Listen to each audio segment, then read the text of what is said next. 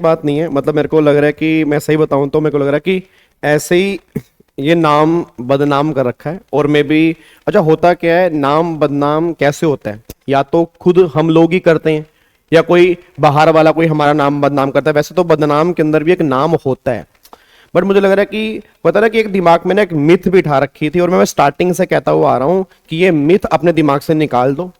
और मुझे आज इतना प्राउड फील हो रहा है ना मतलब होता है ना कि एक होता है बाहर से खुशी, एक होता है अंदर की सेटिस्फेक्शन। जब अंदर से सेटिस्फेक्शन होती है या अंदरूनी खुशी जो होती है ना, उसकी एक वाइब भी अलग होती है। और इस बार फाइनली वो मुझे टेक्स्ट के रिजल्ट में दिखा, क्योंकि मेरे को लगता था कि डिस्क्रिप्टिव पेपर है, मतलब बच्चे बड़े बड़े क्वेश्चन क्या सोल्व कर पाएंगे, नहीं कर पाएंगे।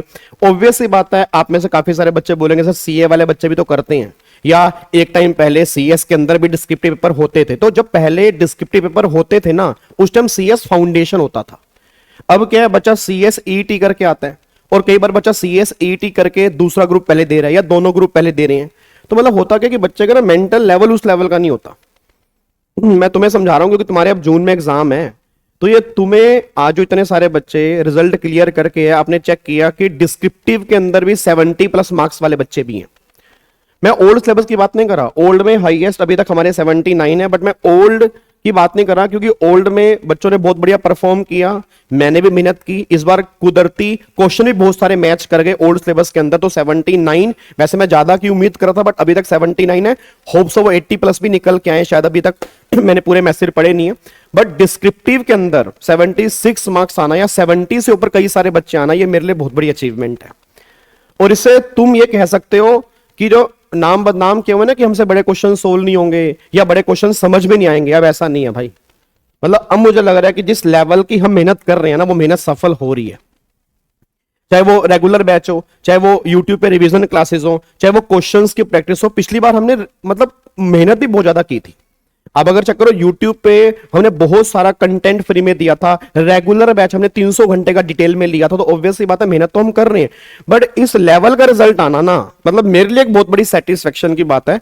मैं उसके लिए पूरी की पूरी सीएस की फैमिली के बच्चे को तहे दिल से थैंक यू बोलना चाहता हूं कि आपने इतना प्यार दिखाया। और चाहे सामने वाले को कुछ भी लगे, बट कसम से कल से इतने सारे मैसेज आए ना, अभी तक पूरे मैसेज मैंने पढ़े भी नहीं है। मतलब होता है ना कि कई बार आपका फोन हैंग हो जाता है इतने से, जैसे रिजल्ट आए मैसेज। और कमाल की बात यह है, सबसे बड़ी बात, बच्चों के पास वालों के बहुत सारे मैसेज आ रहे। नहीं तो नॉर्मली क्या होता है, रिजल्ट के बाद बहुत सारे बच्चों के सर एग्जाम क्लियर नहीं हुए। इस बार कुदरती भगवान की दया से ऐसा है कि टेक्स्ट में ऑलमोस्ट काफी सारे बच्चे पास हैं। मैं ये नहीं कह रहा सारे पास है, ऑब्वियसली बात है सर।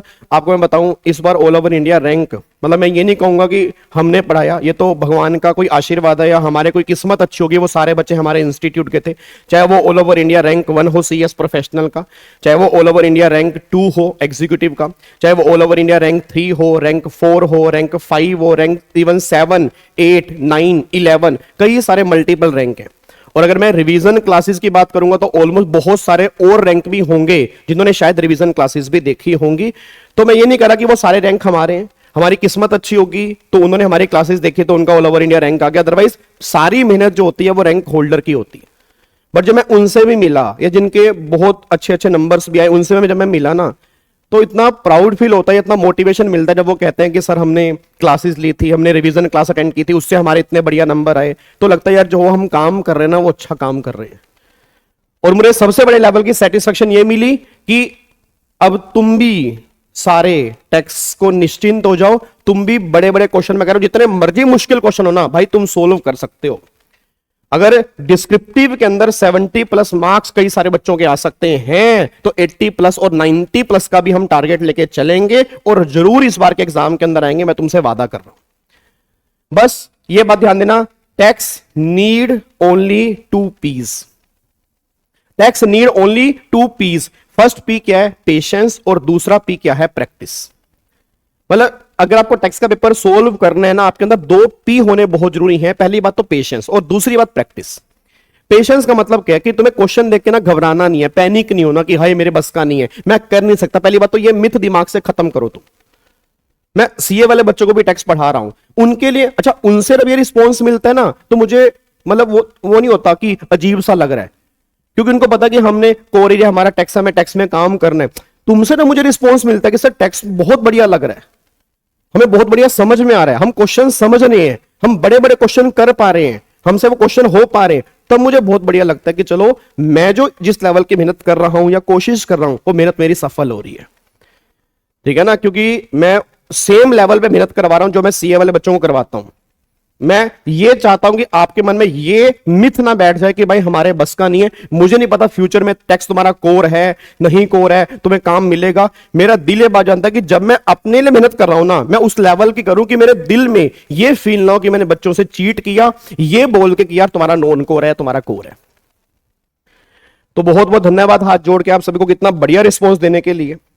ठीक है, और अगर मैं मतलब मार्क्स की बात करूं, 70+ मार्क्स इस बार बहुत सारे बच्चों के हैं, इवन 60+ मार्क्स की तो कहते हैं ना एग्जामिनेशन की भगवान ने बारिश कर दी, और आपने वो देखे भी होंगे, इसमें कोई झूठ की बात नहीं है। आधे बच्चे भी कमेंट बॉक्स में लिख रहे हैं कि सर हमारे 60 मार्क्स है, 64 मार्क्स है, 71 मार्क्स है। आज सुबह एक बच्चे ने कमेंट किया सर हमारे 74 मार्क्स, आपने बैनर में मेरा नाम नहीं लगाया हुआ। तो वो सारा रिजल्ट आपका है जी, सारा क्रेडिट आपका है, सारा कुछ आपके पेरेंट्स का है। सिर्फ मैं आपकी लाइफ में छोटा सा एक पार्ट बन सका है, मेरे लिए बहुत बड़ी बात है। और जिन बच्चों के एग्जाम क्लियर नहीं हुए, मैं उनसे भी एक वादा कर रहा हूं कि तुम टेंशन मत लेना। हमारा ऑलरेडी त्रिशूल बैच 2.0 स्टार्ट हो चुका है। उसके 2 दिन से क्लासेस नहीं आ रही थी, मेरी हेल्थ थोड़ी खराब चल रही थी। मैंने बच्चों को बताया कि पिछले 30-32 घंटे से मैं सोया नहीं था, क्योंकि मुझे अर्जेंट थोड़ा पुणे जाना पड़ गया। तो रात की मेरे को फ्लाइट, अब रात की फ्लाइट होती तो अब कई बार सो नहीं पाते, तो 30-32 घंटों के बाद कल मैं सोया, उस चक्कर में थोड़ा बहुत मेरी तबीयत खराब हो गई। और मैं कल से दोबारा से क्लासेस स्टार्ट कर रहा हूं। 7 बजे डेली बेस पे अपने वीजी स्टडी हब वाले चैनल पे क्लास आया करेगी, रिवीजन क्लास होगी, बहुत डिटेल में रिवीजन कराऊंगा। और अब तो ओल्ड सिलेबस खत्म हो चुका है, डिस्क्रिप्टिव क्वेश्चंस होंगे, तो इतने क्वेश्चंस तुम्हें करवा दूंगा ना, इतने करवा दूंगा। मैं कह रहा हूं भाई साहब तुम्हें स्टैंडर्ड सेट कर दूंगा टैक्स का कि किस तरह से टैक्स पढ़ना चाहिए। तुम्हारे दिल से सेटिस्फेक्शन निकलेगी कि भाई साहब कोई टीचर था या टीचर है या टीचर रहेगा कि मेहनत करता है, तो इस लेवल की मेहनत करनी है। बस अपनी ब्लेसिंग, अपनी विशेष हमेशा अपने मेरे साथ रखना, ठीक है, अपनी पूरी सपोर्ट रखना। बिलीव मी, टैक्स में तुम्हें कोई दिक्कत नहीं आएगी, इतना मेरा आपसे वादा, मैं तुम्हें बता रहा हूं सर। पूरी मेहनत करेंगे, खूब खूब मेहनत करेंगे, पूरी सेटिस्फेक्शन से करेंगे। बस मैं दोबारा बोलूंगा, tax need only 2 P, patience and practice. Question को बहुत ध्यान से पढ़ा करो, पेशेंस से पढ़ा करो, पूरा पढ़ा करो। एक बार नहीं सोल्व हो रहा दोबारा करो, दूसरा नहीं हो रहा तीसरा करो, मतलब लगे रहो उस क्वेश्चन में, भाई करना है, तभी हमारे टैक्स में अच्छे नंबर आएंगे। और हम टारगेट लेके चल रहे हैं जून के एग्जाम के लिए कम से कम 80+ मार्क्स हमारे डिस्क्रिप्टिव पेपर के अंदर भी टैक्स में आने चाहिए। कोई बड़ी बात नहीं, बड़े बड़े क्वेश्चन है ऐसी की तैसी, हम बड़े क्वेश्चन भी सोल्व करेंगे। हमें कोई निश्चिंत होकर रहना है, हमें पूरा हार्डवर्क करना है, हम क्वेश्चन जरूर सोल्व करेंगे, मैं इतना आपसे वादा कर रहा हूं, ठीक है ना। तो ये बदनामी मैं तुम्हारे दिमाग से हटा दूंगा, ठीक है ना। जो तो तुम में से कई बच्चे कहते हैं कि सर हम टैक्स के बड़े क्वेश्चन सोल्व नहीं होते, तो मैं उनके दिमाग की मिथ भी खत्म कर दूंगा और बोलूंगा कि तुम भी क्वेश्चन सोल्व कर सकते हो। क्या बात मेरी समझ में आ रही है? ठीक है, भावनाओं के अंदर बह गया था तो तुम्हें पहले ही मैंने कहा था कि मत छेड़ा करो मुझे, ठीक है।